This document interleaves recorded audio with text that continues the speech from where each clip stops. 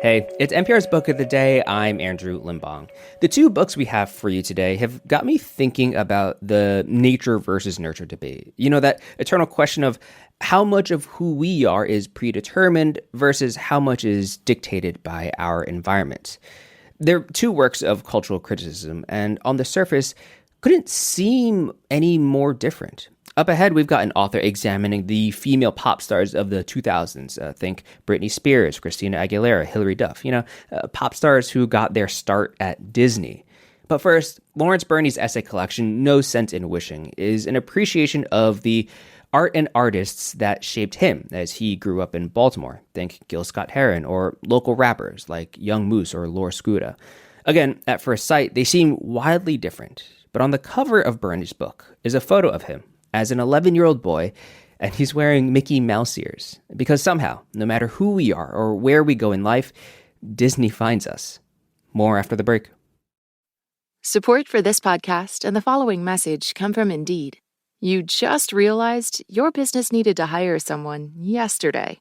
Indeed's sponsored jobs helps you stand out. According to Indeed data, sponsored jobs posted directly on Indeed have 45% more applications than non-sponsored jobs. Speed up your hiring right now with Indeed and get a $75 sponsored job credit to get your jobs more visibility at Indeed.com/book. Terms and conditions apply. Hiring? Indeed is all you need. This message comes from ZipRecruiter. Finding great candidates to hire can be like trying to find a needle in a haystack, unless you use ZipRecruiter. ZipRecruiter doesn't depend on candidates finding you. It finds them for you. That's why 4 out of 5 employers who post a job on ZipRecruiter get a quality candidate within the first day. And right now, you can try ZipRecruiter for free at ZipRecruiter.com/zip. That's ZipRecruiter.com/ZIP. Lawrence Burney's mom was a musician, and so was his grandpa. This is objectively a cool job, but that's hard to see when you're a kid. Except for one time, when Burney remembers they opened for poet and singer Gil Scott Heron. Just another gig that they dragged me along to. Obviously, I didn't know where I was going, but it was something different this time where I felt like this guy, whoever he was, really lanky, older guy. I remember the gravity that he pulled from people in the audience. You just kind of, you can observe when somebody is somebody. The revolution will not be televised. As I got older and started looking up his music, I'm like, oh, this guy's really cool. And it made me think my mother was cool because I'm like, okay, if you opened up for this guy, maybe you were doing something that I should find pride in. He talked to NPR's Juana about the impact Gil Scott Heron had on him, particularly the album Winter in America. I think it's just really a really beautiful assessment of the Black American condition in the 1970s. I think a lot of Gil Scott Heron's music obviously deals with the aftermath of people coming back from combat, people coming home expecting certain promises of being set up for a fruitful life, but it didn't happen for people in Black communities, and that led to drug abuse and high levels of poverty. And I think Gil Scott Heron was really good at peeling back the layers of people's complexities.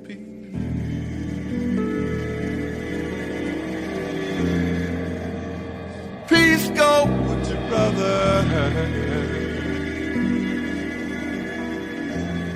As a society, we have a bad tendency of kind of writing off people we look at as undesirables, or people who deal with addiction as if they spent their whole lives addicted. But I think we kind of graze over the fact that there are things that led to that point. People lose their way, they find easy ways to cope, and I think Gil Scott Heron was really good at identifying the emotional depth of what leads a person to that place. You are the founder of True Laurels, which is a platform dedicated to highlighting Baltimore and this region's music, its visual arts and cultures. You started it back in 2013. What did you want to show the people outside Baltimore, to show folks about what's going on in the cultural life in Baltimore, so that you feel like people weren't just getting any exposure to, or perhaps weren't trying to get exposure to?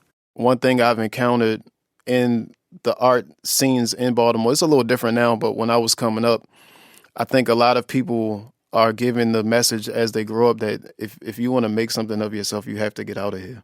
And I think the media platforms that were available at that time weren't really digging into the black neighborhoods. And I just saw an opportunity. I saw a gap.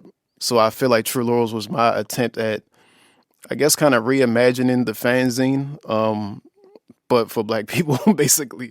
You talked about how people always get told in Baltimore that you got to get out if you want to make something of yourself, if you want to grow, if you want to continue to build, you have to leave.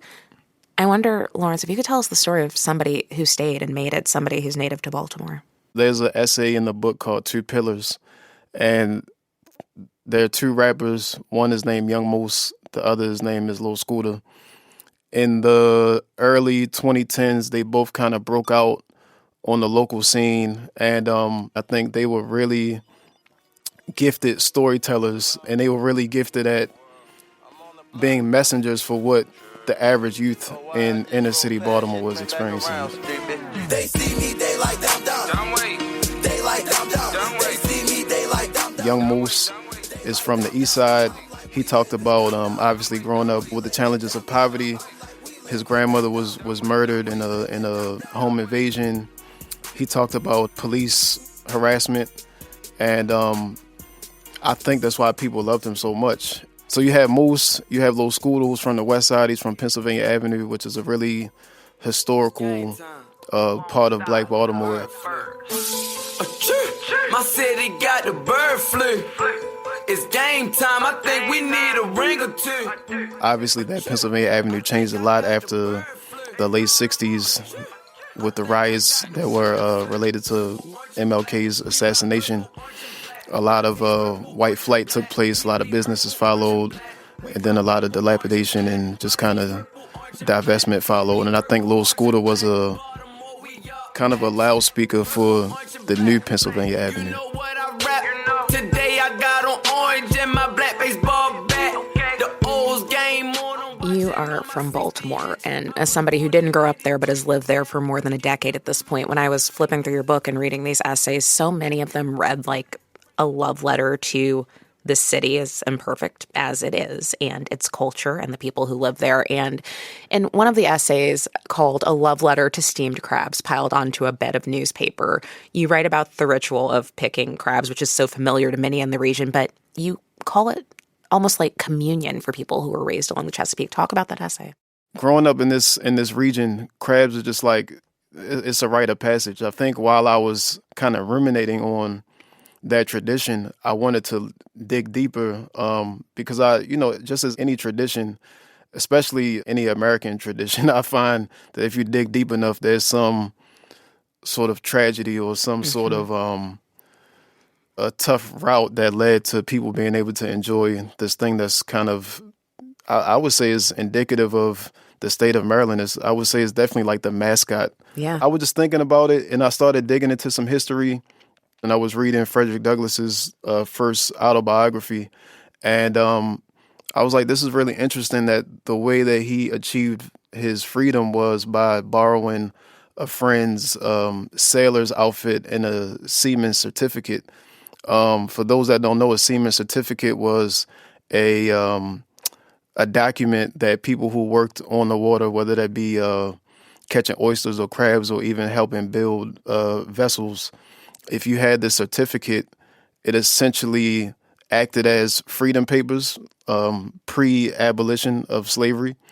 And I think Baltimore was interesting at that time because it had, I believe, the largest population of freed Black Americans, but it also still had an enslaved population. So I think, it just made me think about like this. You never know the lengths that people had to go for you to enjoy this thing that you just don't even think about. Writer and culture critic Lawrence Burney, his collection of essays, No Sense in Wishing, is out now. Thank you so much. Thank you.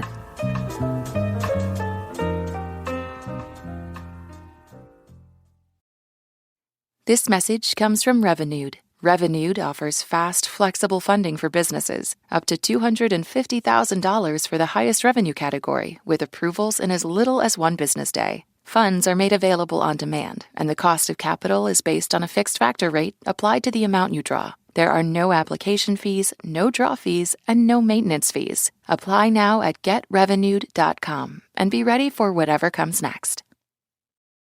Nora Princiotti's book Hit Girls is a serious look at what some might dismiss as teeny bopper music. But as she tells NPR's Ayesha Rascoe, we dismiss the teeny boppers at our own peril because they've repeatedly proven themselves to be the leading indicators of where our culture is headed. When most people think of the start of the new millennium, they probably remember this. Back on the Y2K front, a simple glitch is threatening a new age of chaos. Y2K, the movie. But author and podcaster Nora Princiotti hears something a little different. Because for the self-described millennial pop culture obsessive, the 2000s actually started 15 months earlier with the release of Britney Spears' chart-topping album, Baby One More Time. My loneliness is killing me. I must confess, I still believe. Princiotti's new book, Hit Girls, starts with Britney and moves through the aughts' most dominant female powerhouses like Christina Aguilera, Avril Lavigne, Beyonce, and so many more. Definitely too many for us to get to, so don't send us letters. Nora Princiotti joins me now from our studios in New York. Welcome. Hi, Ayesha. Thank you so much for having me. I'm so excited to be here and chat. Yes, yeah. So, you start off the book with this memory of, a lot of us can remember back to those scholastic book fairs. But it wasn't a book that you were looking for, right? What was it? No, I was buying Hilary Duff's first album, Metamorphosis, which I just remember being sort of the first piece of culture that really taught me what it is to be obsessed with pop culture, which of course has gone on to have major impact on my life. So, I had to start the introduction there. And what was it about that album that really got you kind of obsessed with pop culture and pop stars? Well, I think in part it was that, Hilary Duff was a core figure in the sort of mid-aughts Disney to post-Disney ecosystem of entertainers who were doing a really, really good job making music and other types of entertainment content that appealed to the sort of pre-teen microgeneration that I was a part of. The other piece of it, though, is that I really ride for that album. Those songs totally hold up. I will listen to Come Clean right now. Let the rain fall down and wake my dreams. Let it wash away my sanity. 'Cause I wanna feel the thunder. Well, you talk a lot in the book about how pop music is often viewed with this disdain, especially, I think, music made by women, but also music kind of directed and aimed at young women. Would you say that was part of the disdain that pop music felt, especially in those early aughts? Absolutely. Even though young women, from the Beatles to the Backstreet Boys have always been incredibly astute predictors of where culture is going to go and what's going to be popular and what things that actually end up having real lasting significance in, entertainment history and music history. There is this tendency to sort of look down your nose at, oh, that's teeny bopper music. That's not important. When you think about pop in general, but especially in that decade, you can't talk about that without talking about R&B, hip hop. And even though it's such a huge component of the pop music, actual R&B singers and rappers, they were not given the same platforms for the most part. Why was that?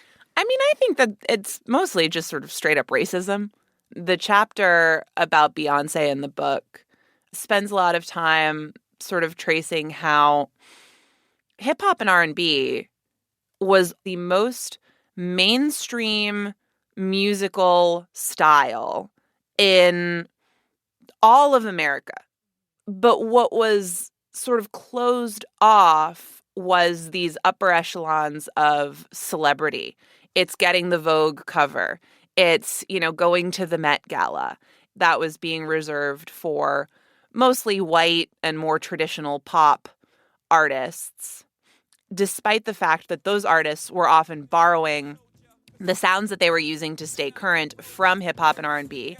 And Beyonce, I think, is the figure who breaks through that ceiling for the first time, and particularly by turning the narrative of her relationship with Jay-Z into something that people obsessed over. All I need in this life is sin. It's me and my girlfriend. Me and my girlfriend. Down the ride to the very end. It's me and my boyfriend.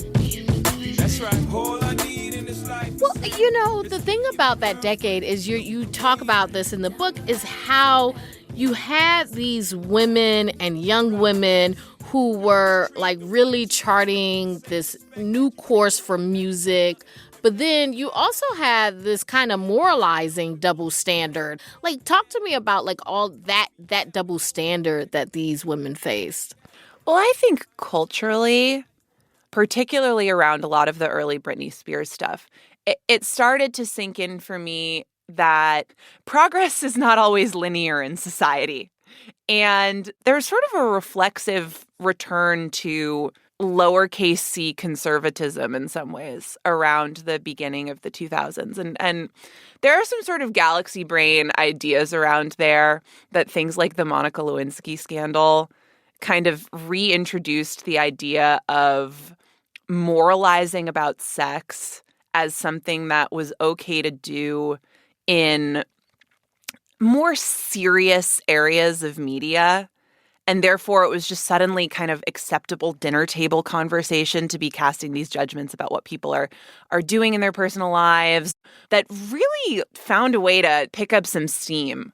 The other piece of it is just tabloid culture reaching a real fever pitch. Do you think as a society we've reckoned with the pressure and the ridicule that we put on these young artists? Not really. I think the place where there's been a real reckoning is within professional media, though I don't think professional celebrity media has the same type of power that it did in the 2000s. It's still a gatekeeper. It's still a tone setter for the people who consume it. So I do think that that's a meaningful change. I just think that the sort of most aggressive tendencies of the paparazzi in, say, 2006 have mostly been taken over by just, anybody with an iPhone. What do you see ultimately as the legacy of these hit girls, of the Britney Spears, Christina Aguilera, Beyonce, Avril Lavigne? What is their legacy? I really think this generation taught the ones that came after them to take pop music seriously and to get over the idea that because there is an inherent manufactured quality to pop, it's about escapism and fantasy and showmanship and putting on a show. And that performance means that there is something of a facade that's a part of it. That those things did not make it any less valid or any less real or authentic. That's Nora Princiotti. Her book, Hit Girls, is out now. Thank you so much for speaking with us today. Thank you, Ayesha. Thanks so much for having me.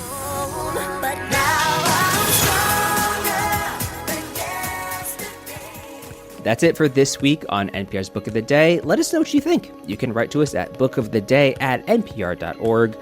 I'm Andrew Limbong. The podcast is produced by Chloe Weiner and edited by Megan Sullivan. Our founding editor is Petra Mayer. The show elements for this week were produced and edited by Justine Kennan, Avery Keatley, Adriana Gallardo, Monsi Carana, Shannon Rhodes, Danny Hensel, Jeanette Woods, Mia Venkat, Kai McNamee, Dee Parvaz, and Ryan Bank. Yolanda Sanguini is our executive producer. Thanks for listening.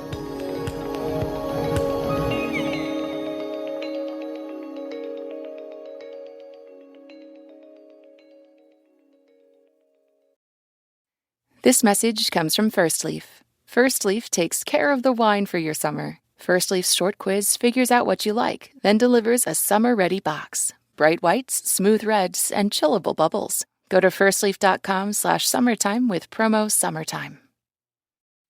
This message comes from Mint Mobile. If you're tired of spending hundreds on big wireless bills, bogus fees, and free perks, Mint Mobile might be right for you with plans starting from $15 a month. Shop plans today at mintmobile.com/switch. Upfront payment of $45 for 3-month 5GB plan required. New customer offer for first 3 months only. Then full price plan options available. Taxes and fees extra. See Mint Mobile for details. This message comes from Warby Parker. Prescription eyewear that's expertly crafted and unexpectedly affordable. Glasses designed in-house from premium materials starting at just $95, including prescription lenses. Stop by a Warby Parker store near you.